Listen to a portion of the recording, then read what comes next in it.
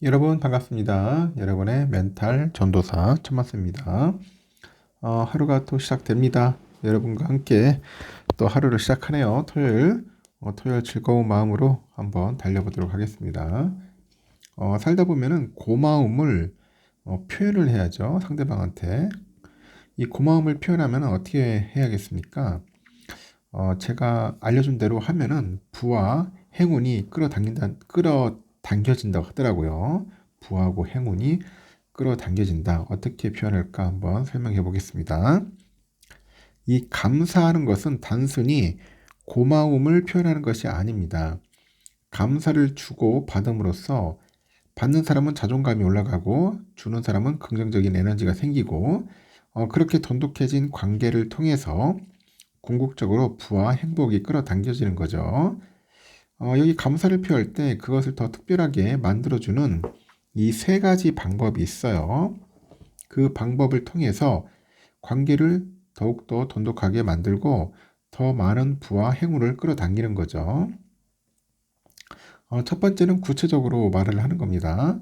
고마워, 도움이 됐어 라고 단순하게 말하는 것보다는 일이 어떻게 잘 풀렸고 자신이 어떤 감정을 느꼈는지 구체적으로 말해보는 겁니다.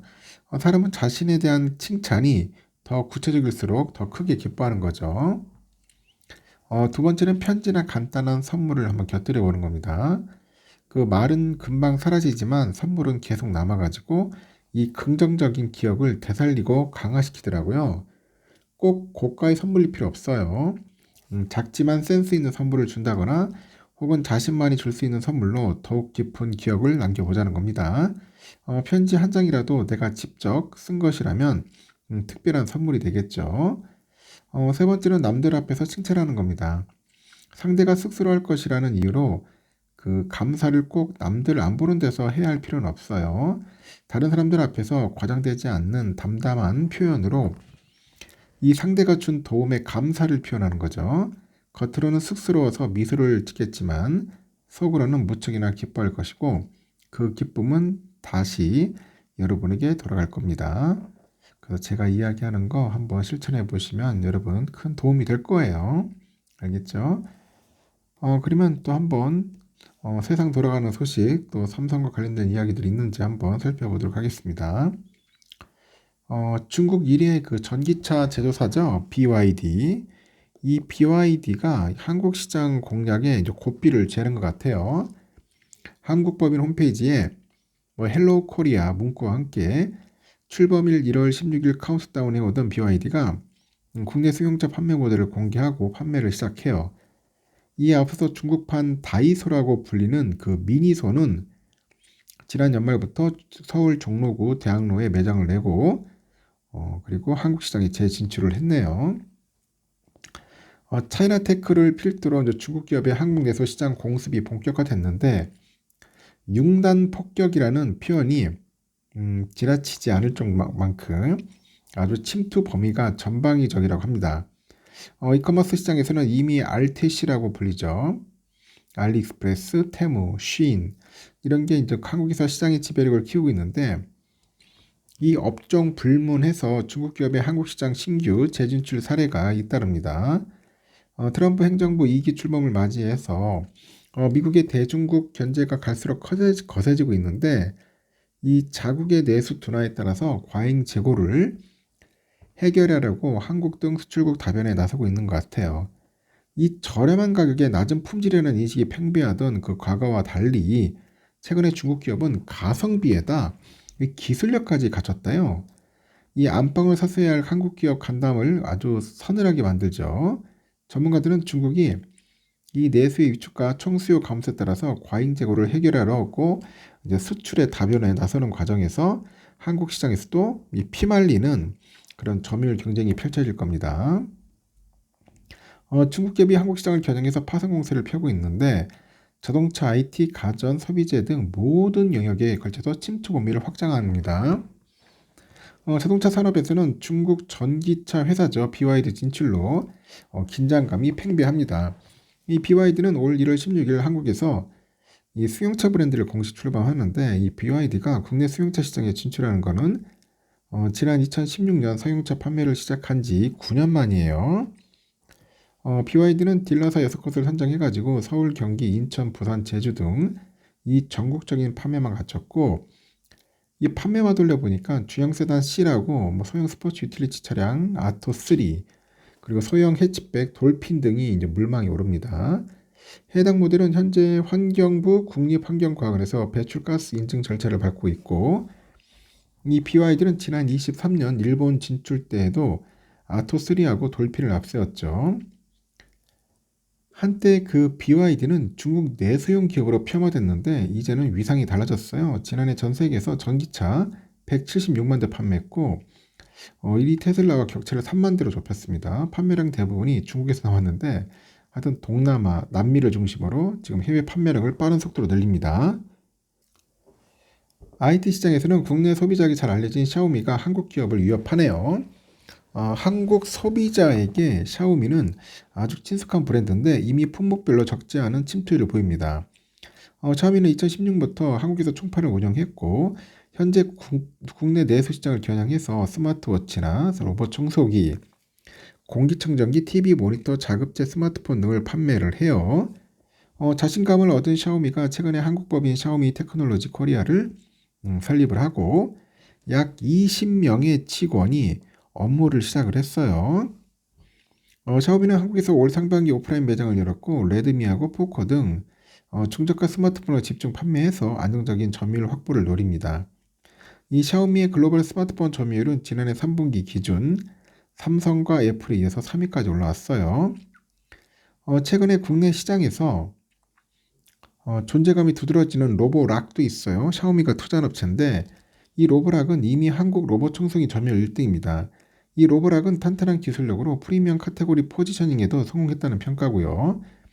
이 로보락은 롯데, 현대 등 국내 주요 백화점에 줄줄이 입점을 해서 프리미엄 시장을 파고들었습니다. 최신 제품 가격은 180만 원에 달하고 로보락은 삼성과 LG전자가 버티고 있는 국내 세탁 건조기 시장에도 호시탐탐 노리죠. 그 한국 TV 그 시장에서도 중국 기업 점유율이 늘어요. 글로벌 TV 출연량 2위 TCL이 23년 한국 범위를 세웠고 하이센스는 쿠팡과 손잡아가지고 TV를 판매하면서 AS까지 제공합니다. 유통업계에서는 저가 유통과 이커머스 산업에서 완전 위기감이 높습니다. 이 부분은 다른 산업 대비 소비자 그 가격 탄력도가 유독 크다고 평가를 받네요. 이 가성비로 중무장한 중국 기업 침공이 예사롭지 않은 거죠. 그럼 국내 저가 유통은 다이소를 제외하면 이렇다 할 경쟁 기업이 없습니다. 최근에 중국판 다이소로 불리는 미니소가 있어요. 한국 시장에 다시 재진출해서 긴장감이 팽배한데 이 미니소는 펜시용품, 화장품, 생필품 등을 판매하는 중국의 소매점입니다. 지난해 12월 14일 서울 종로구 대학로에 매장을 내고 영업을 시작했고 미니소는 2016년 한국 시장에 진출했다가 21년 철수했는데 3년 만에 재진출하네요. 2013년 창립한 그 미니소 해외 점포가 지난해 9월 기준 2,936개입니다. 전체 매장이 40%에 달하는데 해외 매출이 가파르게 늘다 보니 미니소의 지난해 3분기 누적 매출은 약 2조 5천억입니다. 1년 전 같은 기간보다 23% 늘었고 그 미니소 CEO는 앞으로 5년간 매년 900에서 한 1100개 정도 매장을 새로 열 계획이라고 합니다. 현지 언론에 밝혔고 미니소는 5년 뒤 매출 절반을 해외에서 올리는 게 목표라고 하네요. 21년 한국 시장에서 철수하면서 패배를 맛본 미니소는 한층 더 강해진 모습이더라고요. 중국 시장에서 익힌 그 IP 확장 전략으로 국내 시장 정조준했고 인기 IP와 협약을 맺고 관련 상품을 독점으로 팔아서 단순 가성비만 내세우는 다이소를 넘겼다는 포부죠. 미니소는 해리포터, 디즈니 등 글로벌 컨텐츠하고 IP 계약을 체결했고요. 한국 매장에 캐릭터 상품을 선보였고 이 소비자가 몰려서 해리포터 협업 상품은 품절 대란을 맺었다고 합니다. 그래서 대학로를 중심으로 해가지고 서울의 홍대, 건대 입구 여기에 이제 신규 매장을 준비 중인 걸로 있습니다. 그리고 이커머스 시장도 중국 기업이 현재 예봉을 벼르고 있습니다. 중국의 알리바바 그룹 계열이죠. 알리익스프레스하고 그 핀도도 자회사 테무가 대표 주자죠. 알리익스프레스는 지난 2018년 한국 시장에 진출한 뒤 한국 시장 공략의 속도를 내고 있고 리테일 분석 서비스 YG에 따르니까 알리의 그 월간 활성 이용자 수가 지난해 12월 기준 899만 명입니다. 쿠팡에 이어서 2등이래요. 알리는 최근에 신세계 그룹 플랫폼 G마켓과 동맹 관계 구축으로 또 한 번 눈길을 끌어요. 알리바바랑 신세계그룹은 올 상반기 알리익스프레스하고 G마켓이 그 합류하는 합작 법인 설립했습니다. 알리익스프레스는 G마켓 보유의 60만 판매자를 그 지렛대 삼아가지고 한국의 시장 점유율을 늘릴 수 있게 됐습니다. 테무도 기세가 매섭고 테무는 초저가 제품을 앞세우죠. 12월에 지난 12월 813만 명의 MAU를 확보했어요. 11만 거를 제치고 3등이 올랐습니다. 그리고 테무가 연내 한국지사를 설립하고 경쟁의 고삐를 질 거라는 게 그런 관측들이 그런 무성합니다. 이렇게 중국 기업은 저렴한 가격과 IP 독점 이런 상품들 하여튼 한국 기업이 갖추지 못한 경쟁력을 갖췄어요. 국내는 애국 소비 정서가 약해가지고 틈을 보이면 순식간에 점유율을 뺏길 가능성이 높다. 그런 이야기를 하는 것 같습니다. 큰일입니다. 지금 보니까 한국 참 이렇게 중국 기업의 이제 한국은 그 중국 기업의 매력적인 시장은 아니라고 합니다. 근데 시장 규모가 작은 데다가 중국 브랜드에 대한 불신이 강해서 매출이 잘 일어나지 않은 탓인데 뭐 미니소, 화웨이 등이 야심차게 한국 시장에 진출했지만은 실적 부진을 못 견디고 철수했잖아요. 그랬던 중국 기업이 돌연 한국 시장에 앞다퉈서 진출하는 이유가 무엇일까요? 여러분, 이유는 크게 세 가지라고 보는가 봐요, 보통. 첫째는 중국의 내수 침체라고 합니다. 수년간 축적된 부동산 불안과 코로나 후유증으로 현재 중국 내수 시장이 급격히 얼어붙었다고 하네요. 현재에선 최악이라는 표현이 나올 만큼 체감 경기가 악화 일로입니다. 상당히 안 좋다는 거죠, 지금. 그래서 계속 지금 소비가 떨어지는 거야. 소비가 계속 올라가야 하는데 상당히 안 좋다 합니다. 이렇게 뭐 내수가 얼어붙어 보니까 대안으로 한국을 비롯해서 글로벌 시장 문을 두드리기 시작했다는 그런 분석도 있고, 두 번째는 기술력과 가격 경쟁력에 대한 자신감이라고 하네요. 그동안 한국 소비자한테 중국 제품은 저가 이미지가 강했는데 최근 들어서 소비자 인식이 확 달라졌다고 합니다. 중국 기업은 기술 R&D에 막대한 투자를 단행하면서 빠르게 기술력을 끌어올렸다. 그런 이야기를 하고 있는 것 같습니다. 참 대단한 것 같죠? 이런 거 보면은.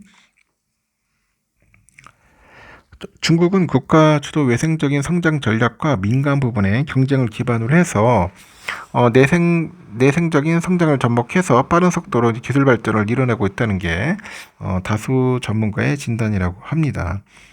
하여튼 전문가들은 양적 성장에서 질적 도약으로 실질적인 패러다임 전환이 이루어질 시기를 지금 보고 있는 것 같은데 이때부터 중국은 그 신창 타이 구호를 내걸고 첨단 산업에 대한 공격적인 투자를 단행을 했고요.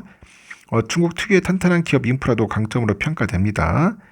테스트 배드로 든든한 내수 시장을 등에 업은 데다가 주 52시간 근무 시간 규제 등에 구애받지 않아요. 연구할 이공계 인재들이 넘쳐납니다. 네거티브 규제를 중심으로 한 규제 완화와 중국 기술 단계를 뛰어넘는 그 리프프로깅 전략 그리고 유니콘 기업 육성 등 정부 주도의 그 외생적 성장의 주된 축을 이루는 것 같습니다. 그래서 앞으로 제가 볼 때는 중국과 아주 치열한 경쟁이 있지 않을까 하는 생각이 듭니다. 삼성전자도 마찬가지인 것 같아요. 지금 현대차도 마찬가지고 총 비상이다. 그렇게 보시면 되겠습니다. 앞으로는 진짜 중국을 우습게 보면 안 될 것 같습니다. 여기까지 하겠습니다, 여러분. 참고하시고요. 또 다음 시간에 또 뵙도록 하겠습니다. 하여튼 즐거운 토요일 보내시기 바랍니다. 감사합니다.